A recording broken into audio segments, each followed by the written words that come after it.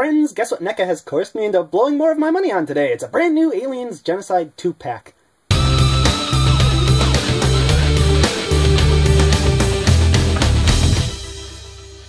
So here are the figures out of package, of course. Now, Neca has previously released an Aliens Genocide 2-pack, but that 2-pack came with black and red versions of the Warrior from Aliens. These guys are red versions of the drone from Alien, otherwise known as Big Chap, and the runner from Alien 3. So the molds and the sculpt are just identical to the previous releases from Neca. So there's not a lot to say about them other than the fact that they're pretty awesome sculpts. They're pretty much perfectly accurate to the movies, although movie accuracy doesn't really matter for these two because they're just imaginary concept figures. They're aliens that we never got to see in the movies, but they're really cool looking anyway because of that paint. And speaking of the paint, let's take a look at that.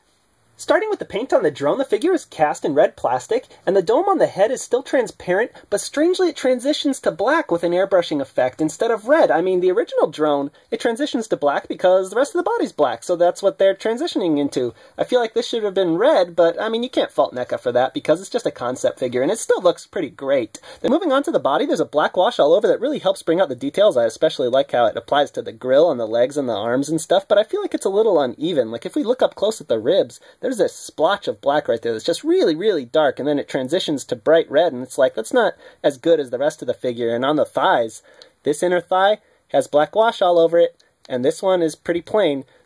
Just like the drone, the runner is also cast in red plastic, and he's also got a translucent dome up top, but unlike the drone, if you look at the dome, you can see that all rhymed very nicely. Anyways, if you look at the innards of the dome, you can see that the details inside are actually red, which is really cool. On the drone, they were just black and white on the inside. I also feel like the airbrushing is a lot less jarring on the runner. It transitions much more nicely thanks to his design. Just like the drone, the body has a black wash all over, and similar to the drone, one thigh gets more than another on the inside there. But unlike the drone, he has this really cool light color, I think it's like a white or a silver, that's added to the wash on the ribs and certain details like that thing, whatever that is supposed to be. And the backs of these thighs, which come off as much different, lighter red. It's like a pinkish color. I really like that detail. Overall, I think the paint on the runner is a little better than the paint on the drone, but I think the black wash on both works really well. I just wish it were a little bit more evenly applied next time, Neca, please. The articulation on these two is obviously going to be the same as their original black releases, but I have noticed some issues with stuck joints on these. Let's start with a look at the drone since his movie came out first. He has a ball joint head, this spine in the back pops out. Popped out kind of difficult the first time I took it out because the paint makes everything stick on this guy. His jaw's a little loose, and the inner mouth just kind of slides out. Oh, there we go. He has ball joint shoulders. That one's kind of tough to move in and out. Cut biceps. He's got double jointed elbows. This one was stuck, and if you look up close, you'll see how there's like this paint that's coming out. Got it. That's what was causing it to be stuck. There's too much paint on the joints, Neca. You can't let your black wash get into the joints like that.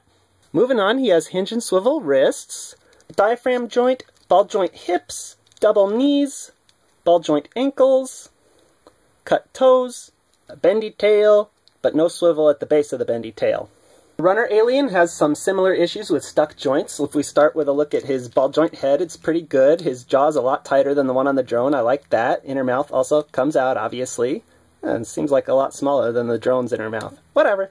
It's got a diaphragm joint, ball joint shoulders, double elbows that swivel at the top and at the bottom, hinge and swivel wrists, ball joint hips that also swivel, but because of the design they don't go forward that much because this plate thing stops them.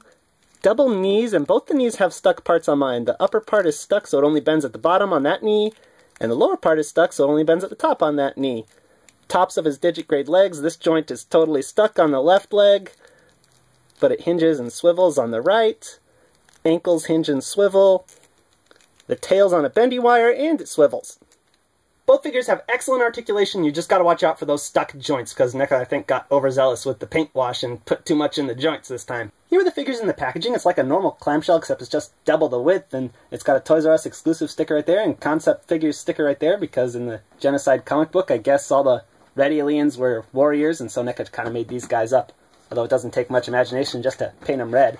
On the back of the packaging has a really cool photo of a diorama Neca made of all the red aliens you can buy so far, and at the bottom there's pictures of figures from waves 8 and 9, and it's funny there's 6 down there when normally there'd just be 3 on a standard clamshell, so Neca's like trying to keep up with the theme that this is a doubled up packaging. They could have fit more, but they chose 6 because they wanted to feel like this is a double package. I cut all the trim off the box, and inside now you can really see the cool artwork of the alien planet they had on the back. I guess this is a xenomorph homeworld or something. I don't know. You get the tray out of the packaging, and there are a ton of twist ties to undo on the back, unfortunately. On mine, these little bits of metal have come out of the plastic parts on the twist tie part. That makes it harder to undo. Once you undo every single twist tie and get the figure out, there's another twist tie for you. On that guy. And on that guy, right there. Isn't that fun? Don't you love all these extra twist ties they included? This thing's like done up in a knot. Oh my gosh, this is hard. Metal's poking out. Yeah, that looks safe. Ha-ha! I win! Once you're done dealing with all those twist ties in the packaging, you'll be happy to know that these figures actually come with an accessory. It is a stand for the Runner Alien! It's just the same stand that we've seen with previous releases of the Runner from Alien 3, but it helps him stay up in those extreme poses, and it's really nice of Neca to include it in all of their releases of the Runner so far. Really good work. Now it's time to look at the scale. The red drone stands just a hair under 9 inches tall, just like his original black release. And if you stand the Runner straight up, he easily gets up to 10.5 inches tall, just like his original release, who you see right there. And here are the figures with the members of the original Aliens Genocide 2-pack. You can see the Red Warrior here. He didn't have any dome, so he's the only one who gets to be all red. Oh, I'm getting out of here. Here's the Red Drone and the Red Runner next to Ellen Ripley. And as always, here they are next to my 6-inch Batman and Spider-Man figures. I think you guys know how I feel about these figures. They're pretty awesome, am I right? And I think they're really intended for people who already have this guy, the Red Warrior, and want to do a little army building. But even if you don't have him, I still recommend them because they're pretty awesome figures. The only thing I can say about them that's bad is the stuck joints. Watch out for stuck joints. If you get them, be careful in sticking them. You don't want to break a joint. Other than that, they're pretty awesome. Some people might not like them because they're not really accurate to the movies. They're not accurate even to the Aliens Genocide comic book. But if that bothers you, you can just imagine that these are normal xenomorphs drenched in the blood of their enemies. So, I mean, it's a win-win either way.